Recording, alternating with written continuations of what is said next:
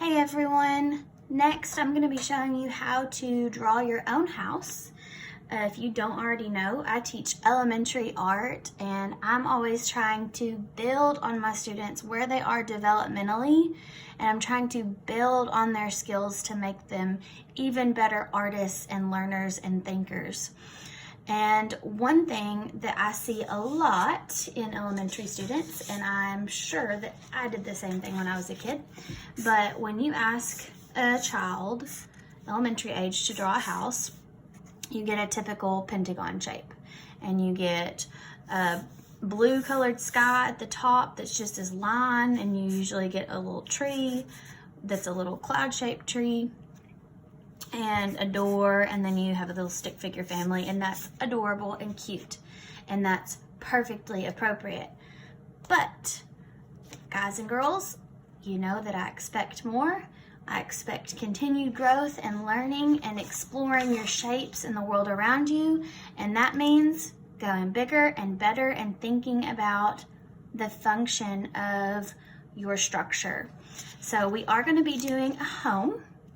And this is the practice example that I made, and I'm going to show you guys how to do that, but I hope that as you follow along, you'll be making your own artist choices. So I am using a Sharpie. I would prefer you guys to start with a pencil, and then you can trace with a marker or crayon or pen or Sharpie later, but you guys can see my lines better when I use Sharpie. So to begin, I do want to start with that rectangle or square shape. That's just a really good place to start.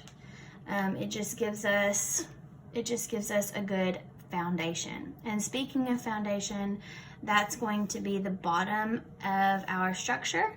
So we need to decide how far out your foundation needs to go.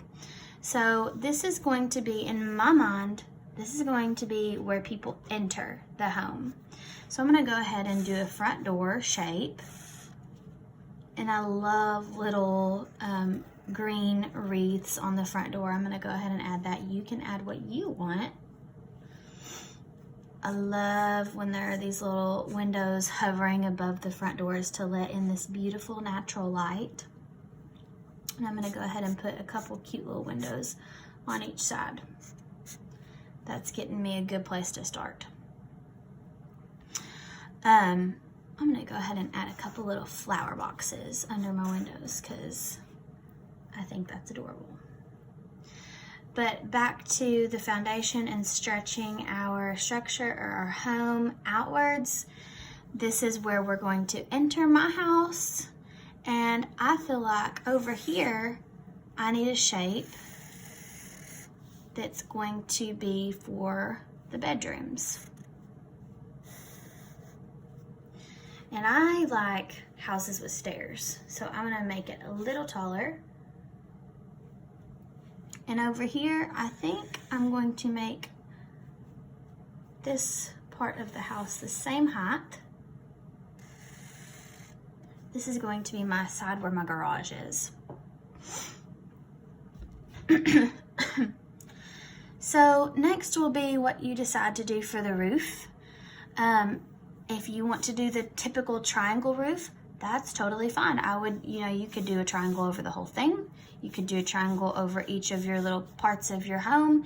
You could do a trapezoid shape, which is more like what I did here. And I think I might try to do something different on the one I'm drawing with you guys, just to try to push myself to do something a little different. So I'm thinking, because these two are the same height, I may try to make my roof cover both of those.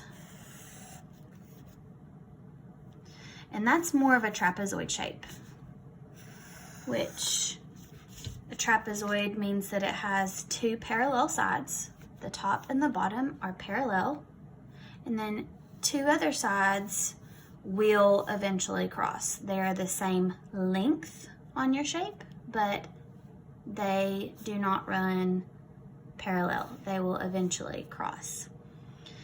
And I remember that because it reminds me of Pizza Hut. It's a Pizza Hut shape roof. I think. I've always thought that.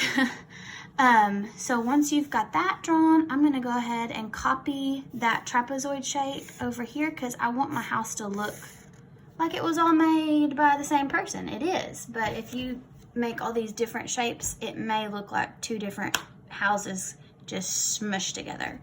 And I want it to look like a whole piece. So over here, the way that my home looked, the way that the roofs overlapped, they did look like they were together and they looked really nice. These look a little more separate, so what I'm gonna do is I'm gonna just show that this part of my roof, I'm gonna add that line to show that side of my roof, and it just makes it look a little bit more connected. And had I done this with a pencil, I could have probably erased that line right there to make it disappear because it's a little too long, but that's okay. I don't have it. I can turn it into something else later as I keep working. So next, that we've got our main shape. We've got our foundation down here, the bottom side of our home. We've got our roof, and we've got our walls. So now we need to kind of work on details like we initially began right here. So I said that this was going to be my garage side. So I'm going to do my garage door. And I don't know if you've ever noticed, but garage doors have these almost square shapes. But I don't want them to look like windows, so I'm going to do a few rows of these like L's to make it look like there's maybe a square kind of indenting into that garage door. And I want to make a little mini garage door for my son. He's 2, and he has lots of play trucks and lawnmowers and all sorts of things, and in my imagination it would be fun to have him have his own little garage door just his size. So also in my imagination, this is a 2-story home. So up here, I think that's a big chunk of space. So I want to show that up here, I want a game room. The way I'm going to show that is to add this little pop of roof, another little trapezoid. You can do it with a triangle if that's what shapes you've chosen. And I'm going to add some windows up here to show, hey, there's fun stuff going on up here. I know a lot of houses around here, at least, they've got these little pop-outs on the roof that are adorable. They are like a pentagon shape, and the lines go backwards and connect to make it look 3-dimensional. So if you want to add that on your roof, you totally can. Some of you may have a house similar to this. I love houses that look like this. But they are doing more of that triangle shaped roof that I'm talking about, as opposed to this style that uses that flat, wide trapezoid shape. I'm just going to add a few little diagonal lines to show that those are windows. You can go ahead and do that down here on these few that I've already done. Then over here, this is going to be, I'm thinking I'm going to add some windows up here to show that there are bedrooms, and there are windows down here to show that this is just an expansion of the first floor. Maybe I've got a kitchen in there or a living room. So I'm going to go ahead and add a few windows. And your windows don't have to be plain old boring rectangles like mine. Your windows could be heart-shaped windows or circle windows. Maybe you want your windows, maybe you want a giant semicircle window down here and show a bench where that's just a perfect little reading corner that lets natural light in to where you can see the pages really well. This is open to your imagination.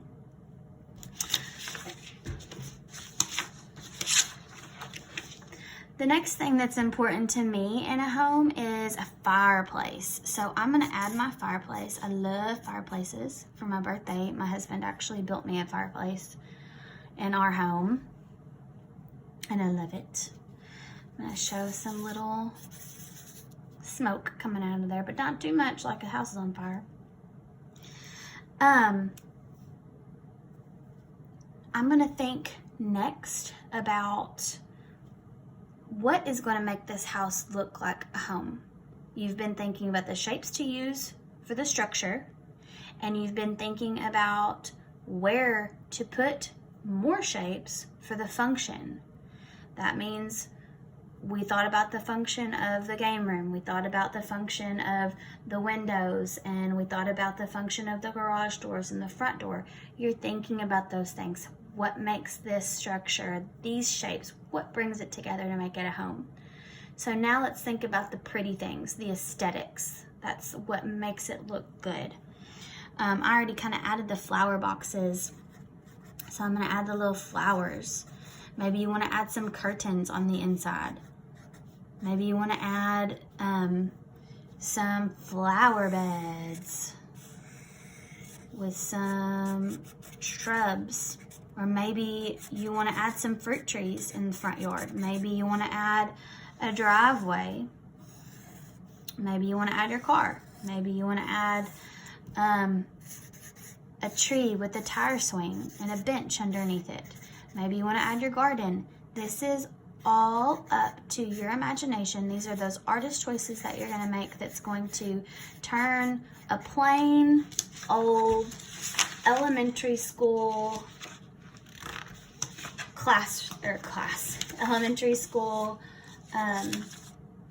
house into a home, your dream home. So these are the details that you need to take some time to add and to think about what you want. After you add some of those details of the aesthetics, what's going to make your house look good, add some apples.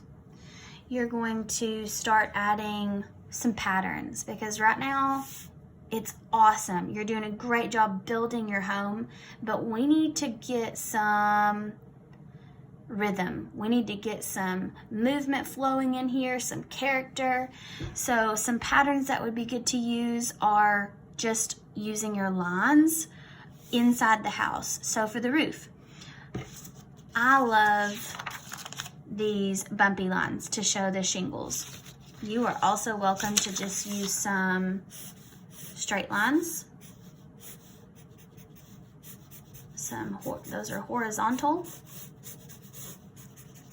And adding some vertical lines to make these little squares. Notice I'm not worrying about measuring. I'm not worried about perfection, because you'll color it later. But these lines are going to give it a pop of pattern and texture that's going to make your house really pop. If you want to make them polka dots or circles, that's up to you. Maybe you want to go out and look at your house, what your shingles look like, and then figure out a way to interpret that using your lines and patterns on your own. I'm going to quickly just try to do some bumpy lines. And I'm going to do it quick and not super neat, because I don't want you guys to have to sit here and watch me do all that. But on here, you want to make sure that you do skip over your windows. Don't run into those. Still make it clear where your lines are, where your rooms are. I want that to be brick, so I'm going to draw some lines, vertical and horizontal. My home is just going to be siding. That's what my house is here. So I'm going to do these light. It means they may not cover completely the shape. Do these light little sketch horizontal lines. Notice they don't have to be completely all the way across. You can kind of skip out and sketch these. You're doing it quickly and lightly, but try to keep them straight. If you want to use a ruler, you totally can, but you don't have to. That's not going to be the focus. This is, again, just giving it some texture and some pattern and some rhythm and character that it definitely needs. So after you've got some lines and patterns on your home, you're ready to add some cool little quirky things. You could be done and start adding your colors, or you could add a few more stepping stones. If you didn't add a garden this time, do that. If you want to do something in the sky, if you want to add a rainbow, if you want to add an airplane flying by, sun, a sunset, the mountains in the back, butterflies, bumblebees, whatever you want to do, your family, that would be awesome too. Make it your own. After you do that, you can do the tracing, and then I would recommend adding some of your favorite colors. You guys saw on mine that I showed you, one of my very favorite colors is green. My home is not lime green, but oh my goodness, I feel like this just gives it a pop of color that it needs. If you're one of my students, you know turquoise is my favorite color, so naturally my front door is turquoise. I just did a gray roof because I had these colors going on, and I made my stepping stones rainbow in rainbow order. And I just really love how my little house turned out. And I hope that you guys, when you are done coloring, that you love the way that your little dream home turned out as well. So I can't wait to see some of you guys what you do. If you want to leave it in the comments or email me, my school email is on the website. So good luck.